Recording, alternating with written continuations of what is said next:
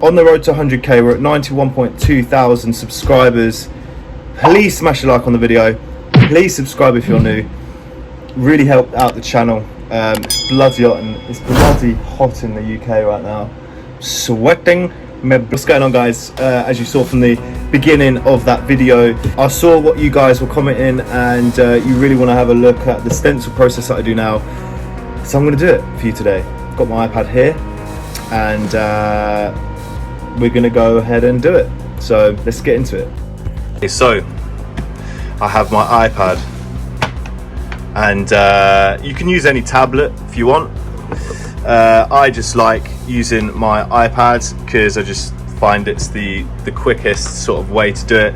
I also have a stylus. This is the Apple Pencil that you can use with the iPad. As you don't have to use an iPad, you can use any tablet that you want realistically. So yeah, don't think you need an iPad.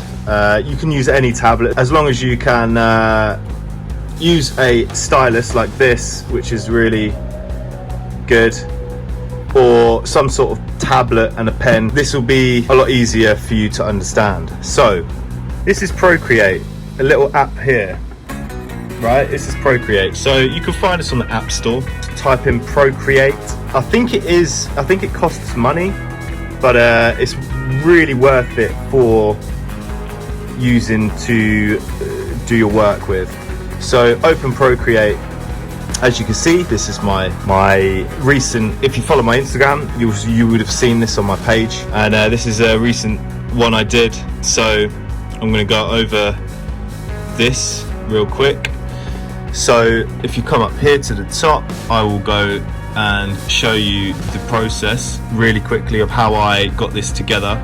I'm just going to do time-lapse replay, and this is the process that I took. I designed all my own tattoos, and this is my Medusa piece that I did. I designed, you can see it. Took a picture of my client's arm, made sure the flow was right, and this is what I got. So this is me stenciling it now. I'm just going to run through this quickly before I go in and do something.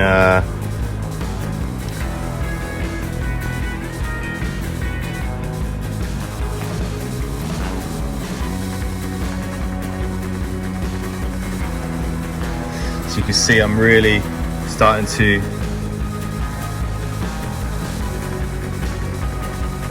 so this is me stenciled. Now if I turn the stencil on, and I'm just going to show you real quick, this is the stencil from this piece. Using an iPad, you can really zoom in and make sure you've got all the details. Look, like you can see this, obviously the purple area is the stencil. You can really zoom into the iPad and make sure you've got everything covered, absolutely everything. So many details in the snakes, and yeah, it came out really cool. And this is a fair few sessions, this one, like you saw on my Instagram. So yeah, let's go through this. So open Procreate, and this is my gallery, and then you want to click onto the plus at the top, select screen size, and this page will come up. You've got a blank canvas to work on. So you would have found your references on Pinterest or something like that and saved them. I go on my iPad onto Safari, go into I don't know, Google or whatever, wherever you get your references from, and save them. So you go up to this top corner just here, and I like to go bang, add, insert photo. Now you'll see a lovely selfie there from a while ago.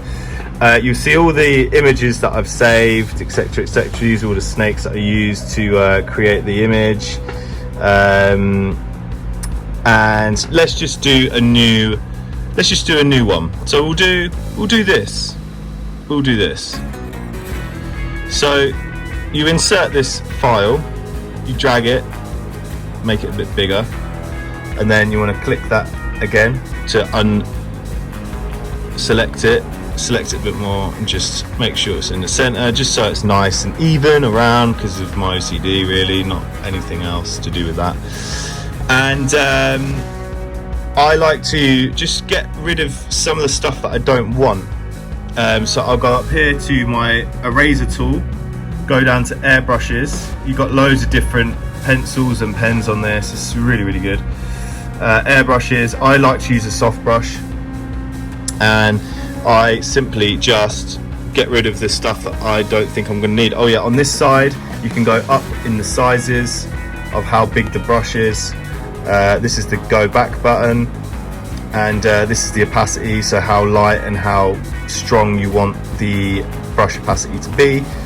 And so I'm going to go a bit like this and just get rid of some of the details that I'm probably not going to have. Actually, go back, I've done something wrong, taken too much away. That's the thing with the iPad as well, you can always go back. When you're hand stenciling, you can't really. Just a little thing like that. Right, okay, so after you've done that, you want to select your pencil. Ooh, from the top, select. Now I like to use sketching, and I like to come down and use the 6B pencil just because it looks pretty good. Now I've changed some of the stuff on this, so if you click the pencil icon again, let me just show you that again. So if you go down to whatever you want to use, select 6B and then select it again, all the settings will then come up. So taper, I went down to taper, and this was selected like this. Beforehand, I've literally taken this out of it, so there's no like taper lines and stuff. And equally on this one as well, touch taper. And that's it really, that's all I've done. So it's a really solid line, so when you come to print it, it will print really solid, and it won't be like grainy looking, and it won't have like weird little short sort of tapers off of the end of your lines. So after we have done that, selected your 6B, you go up to this corner again. I like to select like a purple, like that, and then you want to go up into here, select the layer button and press cross. So you always want to select a layer because you're going to be using this layer. So this sheet would be like your reference sheet, like if you was hand stenciling, and then this sheet would be the carbon sheet on top. Kind of get what I'm saying now? So make sure this is selected. There's been loads of times that I've selected, like I've made a new layer, and then I've like clicked that and then started stenciling. Bring that size down a bit. I've started stenciling and then I've like gone into it and I'm like, shit, where's my stencil? And it's because it's on there, and then you literally have to start again. You cannot like erase it. Well, you can come back on this one again, but it's going to be a massive ball ache because you probably would have spent like 20-30 minutes stenciling this thing. Oh, before I start stenciling, so you want to make sure this is selected, by the way. Before you start stenciling, I like to go into this top corner. These are all like your image sort of your image tools. These are adjustments, actions, and like sort of like copy and paste, etc. Like loads of like different like crops and stuff. And then this is obviously the selecting tool. So I'm gonna do that, select that, and then go up into this corner, adjustments, go to hue, saturation and brightness, and then just bring the saturation down, and this turns it black and white. You can put it up to color, just brings it black and grey, sorry. And then you want to go up again and then go down to curves, and then this little graph will show up. Now I like to put a little point here and then a little point at the top here, and you'll see the image in a minute manipulate when I'm doing this. So I'm just going to pull on this, I'm just going to move this around like this, and you can see the image now start to change, and some of the details that were hidden in the shadows, if you push it up and go around and stuff, you'll see them start to pop out. Like this area here, for instance, this was really black, and now it's all of a sudden got loads of detail. So I just go off of what I think looks good, really. I like to push my whites up. I like a lot of contrast in my work, makes it more realistic to me, and the whites will be skin color, so it will look way more realistic in my opinion. So, and then you can drag any point in this, but then you know you want to make sure you still get the mid-tones quite high up. So yeah, this is looking alright at the minute. That looks fine to me. So click off of this, click that again, and then you want to go to the pencil. Make sure this one is selected. Go to the pencil. That's too thick. I like to normally keep it around about 4%. No, I think it's 3%. Yeah, that's better. So 3% is cool. Now zoom right into the picture and just start picking out all the details that you normally would. So, and something really cool on this program is that if you hold it down, you can then create like a error-free sort of thing. So say if we needed to do this straight, but you're wobbling like this and you're like, oh, I can't get it straight, you hold it down without bringing the thing and it goes straight. See, it's so much better. On a hand stencil you can't do that, so we just start picking out all the details. Make sure, again, keep checking that this is on this layer, because if it's on your picture layer, you're screwed. Now obviously there's a watermark here, so just ignore that. So yeah, just start chipping away really at this at the stencil, making sure you get all the details. And the thing is with this as well, you can, you know, if you do something wrong, oh, I've done something wrong, you can just go back and do it again. And that's literally how I do my stencils now, guys. And then you can start to see, again, zoom right in, use the iPad and all of its functions to your advantage. Make sure you're going to get really close up to that line, and make sure you're going to get it real nice and neat. The closer you are as well, the less error there is in terms of wobbles and stuff like that. So I could go really quick. Oh. So yeah, closer you are, the less error. Again, hold it down, make sure it's nice and straight. Carry on going around on this helmet, and you can even pick out all those really crazy details that you wouldn't be able to really do. It would take you ages to do that in a hand stencil. You would literally just have to pick out the most important parts of that pattern, but with this you can pick it all out. I invested in this iPad because I thought, you know what, like, it's gonna up my game. I think stencils are really important for a really nice piece of work. Like if your stencil's got detail, your final tattoo's gonna have detail, providing it's gonna, you know, stay on the skin really nicely. And then again, the same sort of technique that I showed you on my hand stenciling video on here. I'll probably put a link in the description for that. If you would like to see that, please smash a like and go to the description. Now look, we can put in all these details. So if you really wanted to get all the small details, just drop your size. I'm going to use a 1 and just go in with a 1. Just make sure you get all these crazy details.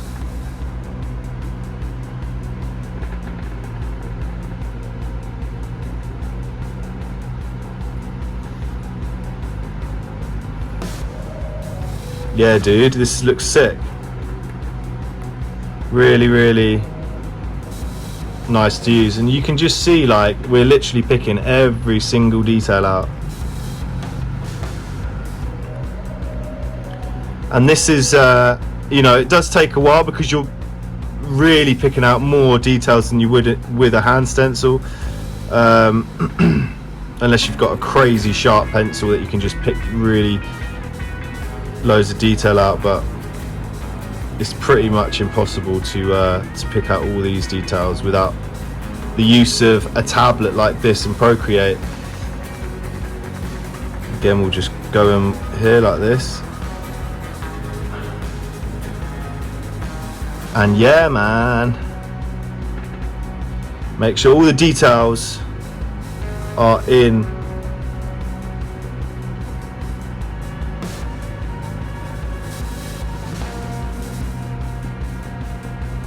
Like so. This goes here like this, this goes here, and just get all the details. So I'm not going to do the whole thing, it's going to take me absolutely ages, but this is essentially how I do it. So then when you've finished, you want to look back over it. So if you go back into your layers, you can put two fingers, double tap with two fingers on this layer and just drag this way, and you can see the opacity on this goes down. You can bring that down